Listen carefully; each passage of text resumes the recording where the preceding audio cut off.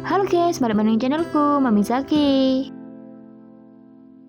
Dino kita masak kolak nongko alias kolak nangka.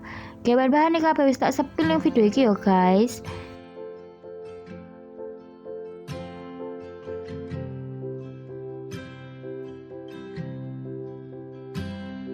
Sing pertama iki aku tene godhog telo ambek waluh sak biji-bijine ben tambah sedep nikmat. Kurang lebih 10 tahun lah wis meduk baru dientas ya guys. Lanjut iki tak tambahi kolang kaling ben warna-warni, ambek tak tambahi godhong pandan ben tambah wangi sedep. Bareng tak guyuri santen instan kurang lebih sak toren, ditambah primadonane gula jawa utawa gula abang. Ben tambah nikmat ditambahi gula pasir kurang lebih 10 kintal.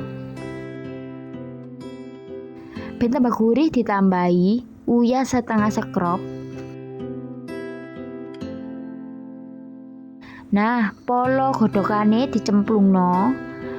Mari ngono nongkone madu dicemplungno sisan.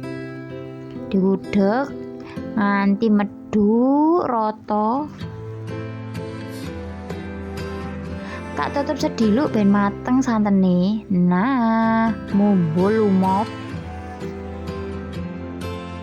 Monggo pun mateng ya guys, cocok dihidangkan di saat hujan. Suwun ya guys.